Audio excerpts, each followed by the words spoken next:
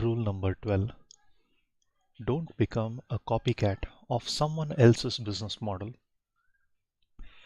It can be very tempting to become a follower of an internet business personality and try to replicate their success by doing what they did when you're just starting out.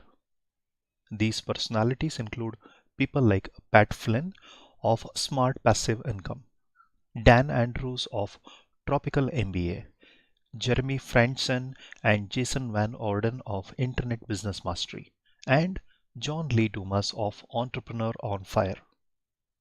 They have had significant success in their online businesses and have popular blogs, podcasts, and online communities of like minded people who are or want to be entrepreneurs. It is easy for new entrepreneurs to imagine that if they just started a blog, a podcast, a series of small income generating websites, and release a monthly income report, they could be the next Pat Flynn.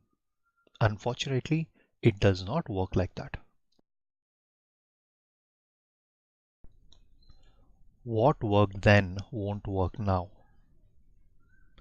You cannot expect to have any meaningful success by copying exactly what Pat Flynn or Dan Andrews did to build their brands 5 years ago.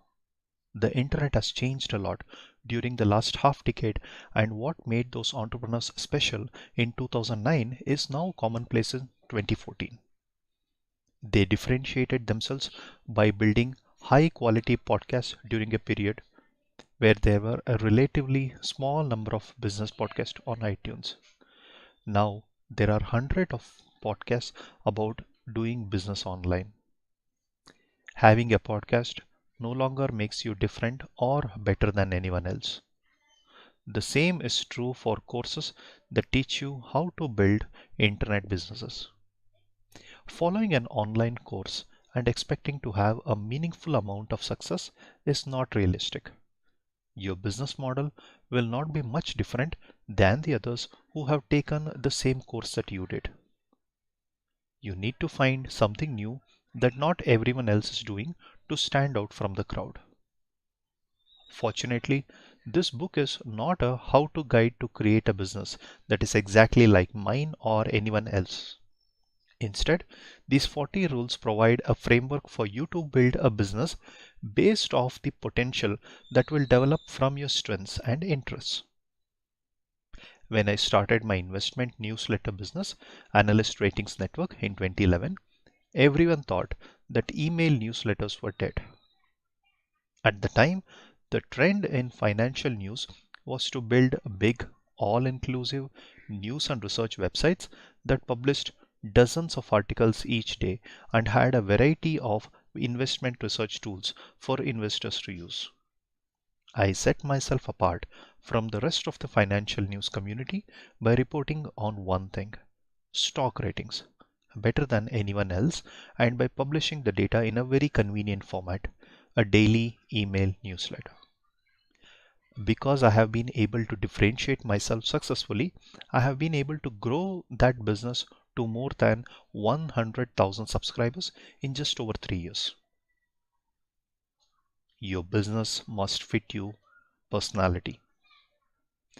Copying the personality of the internet celebrity whose business you are trying to replicate is like walking in someone else's shoes. It is uncomfortable and hard to do because it is not the right fit. Your strengths, skills, and personality are likely different from that celebrity and his or her business model you're hoping to emulate. Even if you were to put in the hard work and hours to create a daily podcast like Entrepreneur on Fire, your rate of success will differ from John Lee Dumas' success because you cannot replicate his personality, his work ethic, or his celebrity status.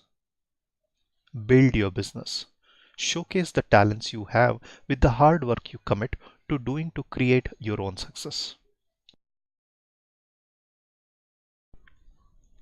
My investment newsletter business fits my skills and personality. It effectively leverages my software development skills and my ability to collect, organize, and distribute financial data. By focusing in this way, I can avoid the things that I'm not particularly good at. I am a type B personality, so I have built a business that does not require me to be around people all day. Also, I am not a particularly talented public speaker or the type of person who wants fame. So you'll not see my name as part of a brand for any of my online businesses, and I tend not to show up at conferences as a guest speaker. It is worth spending a lot of time thinking about what you are good at and what you are better at than most people. Consider reading the book Strengths Finder 2.0 and completing the associated online assessment. The key is to build a business that connects as many of your strengths as possible and requires as few of your weaknesses as possible. Action steps. Identify your key differentiator. How will your business be different? Be current, focused, and aware of your strengths and weaknesses in your skill set and personality. Consider completing the Strengths Finder 2.0 assessment.